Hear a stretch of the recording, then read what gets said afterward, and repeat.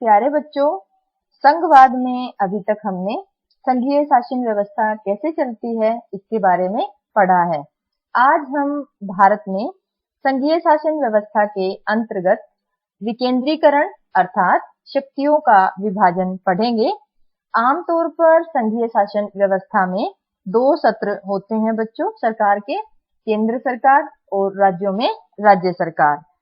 परंतु भारत जैसे विशाल देश में जहां जनसंख्या ज्यादा है और भाषा, धर्म व संस्कृति के आधार पर विविधताएं हैं, जिससे दो सत्रीय संघीय शासन व्यवस्था में सबकी भागीदारी सुनिश्चित करना मुश्किल था।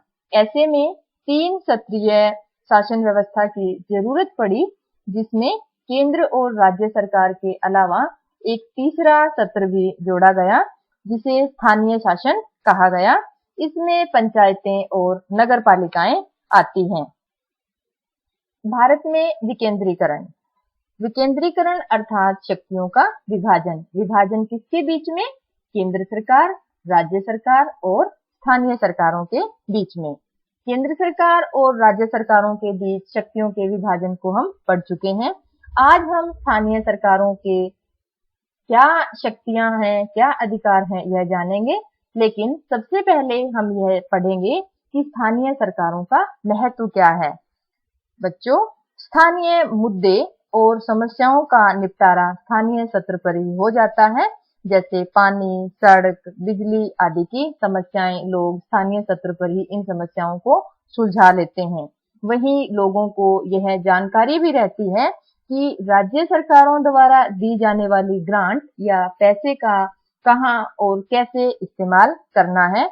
और तीसरा है, स्थानीय सत्र की सरकार की वजह से लोगों की सहभागिता या भागीदारी बढ़ती है। स्थानीय शासन से वास्तविक लोकतंत्र स्थापित होता है और सत्ता में लोगों की भागीदारी सुनिश्चित होती है। इसी से लोकतंत्र की जड़ें और मजबूत होती हैं। स्थानीय शासन के अंतर्गत गांवों और शहरों का शासन आता है। ग्रामीण प्रशासन ग्राम पंचायत की देखरेख में चलता है और इसके अध्यक्ष को प्रधान या सरपंच कहते हैं। वहीं शहरी प्रशासन को दो भागों में विभाजित किया जा सकता है, नगरपालिका और नगर निगम। जिन शहरों की जनसंख्या कम है वहां नगरपालिका होती है और इसके अध्यक्ष को चेयरमैन कहा जाता है। जिन शहरों की जनसंख्या ज्यादा है वहां नगर निगम होते हैं और नगर निगम का अध्यक्ष मेयर कहलाता है। भारत में नगरपालिकाओं और ग्राम पंचायतों के लिए करीब 36 लाख लोगों का चुनाव होता है, जो अपने आप में ही एक बहुत बड़ी संख्या है। परंतु भारत में 1992 से पहले स्थानीय निकायों पर राज्यों का सीधा नियंत्रण था। ध्यान रखना है बच्चों कि स्थानीय निकायों पर 1992 से पहले राज्य सरकारों का सीधा नियंत्रण था, जिसके कारण वे स्वतंत्र रूप से कार्य नहीं कर पाती थी। इन निकायों के चुनाव नियमित रूप से नहीं होते थे, जिससे हम कह सकते हैं कि सत्ता का पूर्ण रूप से विकेंद्रीकरण नहीं हुआ था।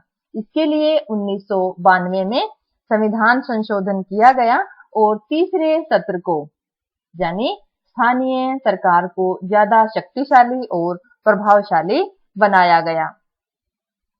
इसके अंतर्गत बच्चों, स्थानीय निकायों के चुनाव नियमित रूप से करवाने अनिवार्य किए गए। महिलाओं के लिए कम से कम 1/3 सीटें स्थानीय स्वशासन में आरक्षित की गई। राज्य चुनाव आयोग एक स्वतंत्र संस्था के रूप में गठित की गई और स्थानीय निकायों को राज्य सरकारों द्वारा अपने राजस्व और अधिकारों का कुछ हिस्सा देना पड़ता था। सत्ता में भागीदारी की प्रकृति हर राज्य में अलग अलग है। तो हमने 1992 में संविधान संशोधन में तीसरे सत्र को दी जाने वाली शक्तियों के बारे में पढ़ा। पंचायती राज, गांवों के सत्र पर मौजूद स्थानीय शासन व्यवस्था को पंचायती राज कहते हैं। इस स्थानीय शासन का ढांचा जिला सत्र तक का होता है। आइए इस ढांचे को समझने की कोशिश करते हैं। बच्चों, प्रत्येक गांव में एक ग्राम पंचायत का गठन होता है। जैसा कि आप जानते हैं, पंचायती चुनावों में गांवों को विभिन्न वार्डों में विभाजित किया जाता है और प्रत्येक वार्ड से एक सदस्य चुना जाता है जिसे पंच कहते हैं, और इसी के साथ पूरे गांव के लोग मिलकर अपने प्रधान या सरपंच को चुनते हैं। देखिए बच्चों, हम जिला सत्र तक के प्रशासन को पढ़ रहे हैं, तो हम मान लेते हैं कि एक जिले में ये 4 गांव हैं। किसी भी पंचायत समिति का गठन कैसे होता है, आइए जानते हैं। देखिए बच्चों, कई गांवों को मिलाकर एक पंचायत समिति का गठन होता है।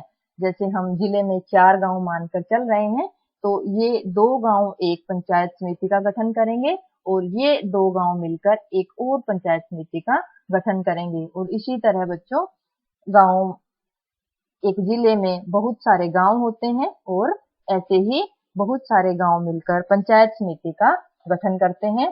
पंचायत समिति के सदस्यों का चुनाव जनता द्वारा प्रत्यक्ष रूप से किया जाता है, जबकि इसके अध्यक्ष का चुनाव प्रत्यक्ष या अप्रत्यक्ष रूप से किसी भी राज्य में अलग अलग तरीके से होता है। प्रत्यक्ष चुनाव का अर्थ होता है बच्चों, जहां लोग सीधे अपने प्रतिनिधि चुनते हैं, और अप्रत्यक्ष का अर्थ होता है जहां लोगों द्वारा चुने हुए सदस्य किसी और सदस्य को आगे चुनते हैं। तो प्रत्यक्ष और अप्रत्यक्ष चुनाव आप समझ गए होंगे। इसी तरह बच्चों, जिला सत्र पर जिला परिषद का गठन होता है। किसी जिले में सभी पंचायत समितियां, ध्यान रखना है, सभी पंचायत समितियां मिलकर जिला परिषद का गठन करती हैं। जिला परिषद के सदस्यों का चुनाव भी लोगों द्वारा प्रत्यक्ष रूप से होता है, और जिला परिषद के अध्यक्ष का चुनाव प्रत्यक्ष या अप्रत्यक्ष रूप से होता है। जिला परिषद का अध्यक्ष मेयर या चेयरमैन कहलाता है। जिला परिषद में उस जिले से लोकसभा और विधानसभा के लिए चुने गए सांसद और विधायक तथा जिला सत्र की संस्थाओं के कुछ अधिकारी भी सदस्य के रूप में कार्य करते हैं। जिला परिषद का प्रमुख इस परिषद का राजनीतिक प्रधान होता है।